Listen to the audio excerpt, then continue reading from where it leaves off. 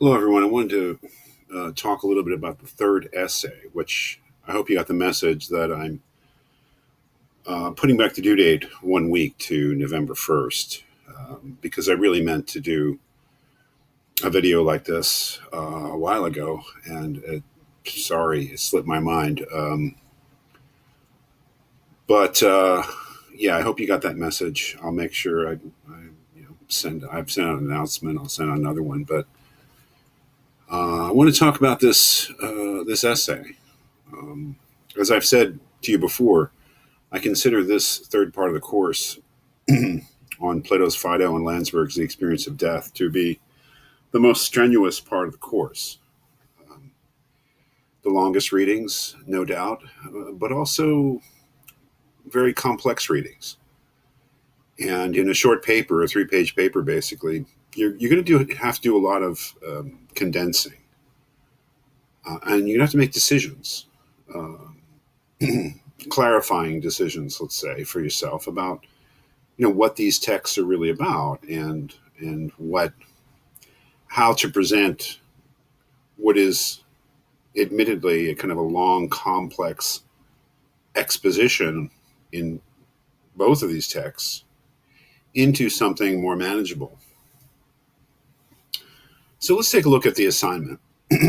Both Plato and Landsberg believe that death is not what Epicurus said it was, the absolute and permanent end of human existence. Okay, so let's just clarify that. We know that um, Epicurus thought that death was the absolute and permanent end of human existence, the becoming nothing of the human person, that after death, we simply have no being or existence of any sort.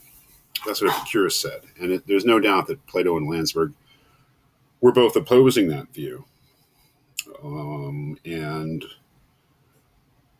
let's say arguing that death is exactly what Epicurus thought it was not. Remember that one of the things that I tried to emphasize is that if you're going to wrap your mind around Epicurus, at least for the purposes of understanding him, you have to put out of your mind any notion of death as a transition to another state. For Epicurus, that's just wrong. Death is not a transition. It's not a transition to a different state of being or a different sort of existence. It's a limit. It's an end. There's nothing on the other side, you might say.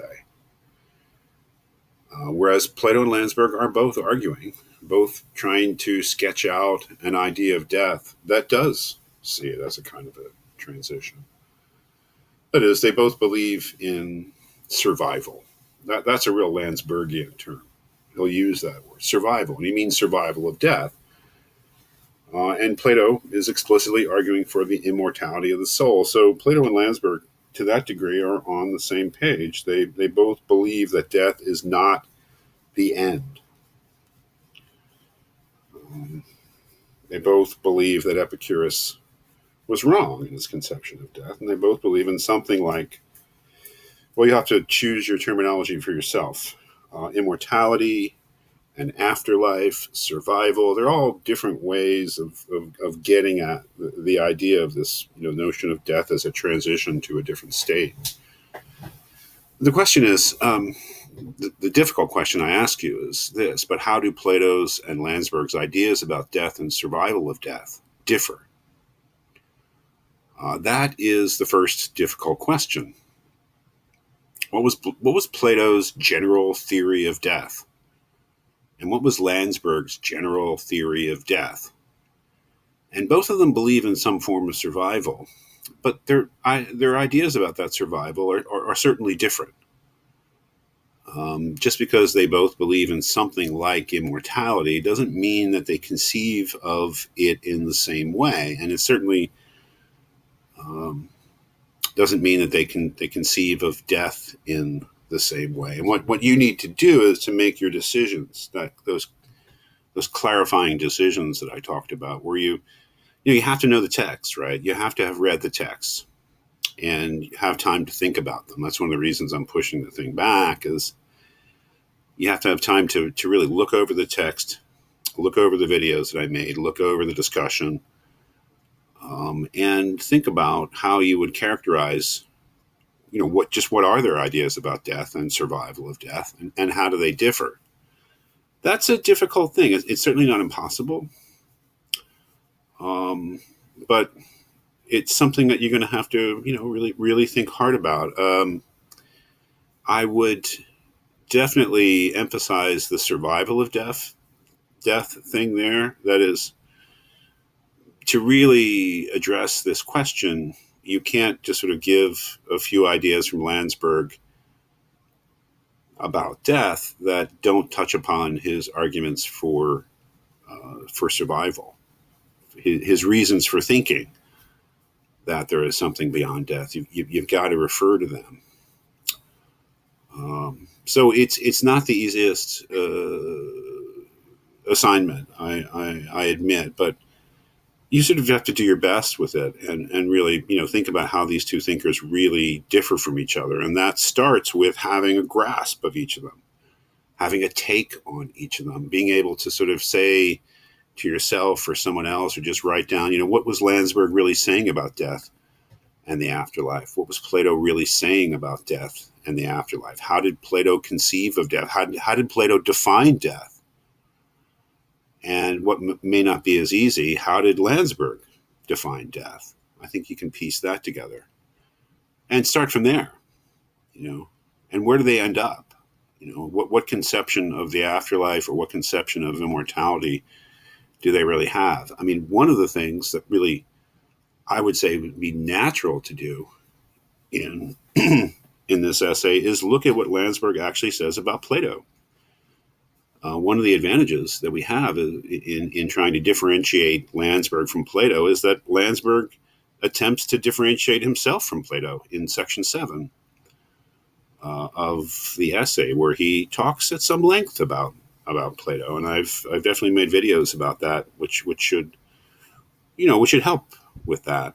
So what you need to do in this essay is have a grasp, have a take, whatever it is. You sort of have to make a decision. Well, this is what I think about Plato on death and survival of death. This is what I think Landsberg was saying about death and survival of death, and do some sort of, comparison that would enable you to make a decision about which philosopher's vision you think is most compelling.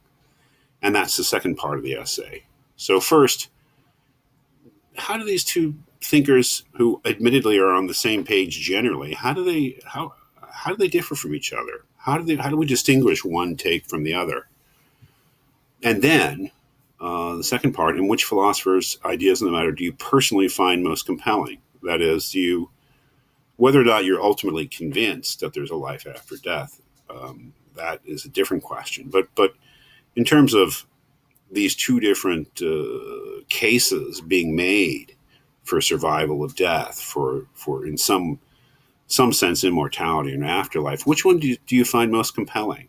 I mean, is it Plato's view, or is it Landsberg's view, and then why? And try to make that why as incisive as possible in terms of pointing out things in their actual texts that you think are compelling. Could be, Landsberg's Christian idea of self-realization. It could be any number of Plato's arguments that the soul is not the sort of thing that is subject to death. Whatever it is, but get specific, and that's something that I would really encourage in your writing, especially your philosophical writing, but all your writing is that you want to be concrete and specific. For instance, if you were to say, well, I prefer Landsberg's ideas because he's a Christian, or because he's a Catholic, or because he's religious, that would be a good starting point. But then you're going to have to, well, what is it about his particular Christian or Catholic or religious view that you think is compelling? Like, a bad argument would be, I prefer Landsberg because I was raised Catholic. But that's not really an argument. That's a pretty weak argument, right? You're not explaining, a kind of a pure preference. You got to go into some details there. I mean, a good start would be I prefer Landsberg because I can identify with his Catholic point of view, and here's why. Here's what in Landsberg I find compelling. And so, again, being concrete, getting into specifics, not some sort of general vague, idea like I have sympathy for him because I'm religious too. Well, that's only a starting point. Then you have to sort of get into the details of it. And it could be the other way. I prefer Plato because because I'm an atheist and he doesn't feel the need to bring in God or faith. That would be a starting point, but it wouldn't be in itself a very good argument. You'd have to sort of explain, well, why is it that an argument for the immortality of the soul that doesn't mention really religion or God or the gods so much, why is it superior to one that is? And what is it in Plato's non-religious argument that you find compelling? I mean, you could definitely take either approach, and either could be a starting point. Just as an example, there's plenty of starting points, plenty of approaches to this essay that would be great to do. But the point is to try to get into the substantive details of their visions of death and the afterlife.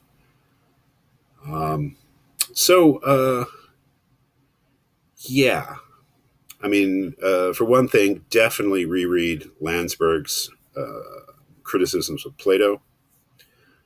Definitely have an idea, especially of Plato's definitions of what death is and what it is exactly that he's trying to prove in the Phaedo. And you don't have to mention every argument of Plato for the immortality of the soul in the Phaedo. Don't just do a list of arguments without offering any ideas or insights. That really wouldn't be the way to approach it either. Try to think of the dialogue, the Phaedo, as a whole. What was it trying to do? What was it trying to accomplish? How well did it actually accomplish what it set out to accomplish? What is Plato's general approach to arguing for the immortality of the soul?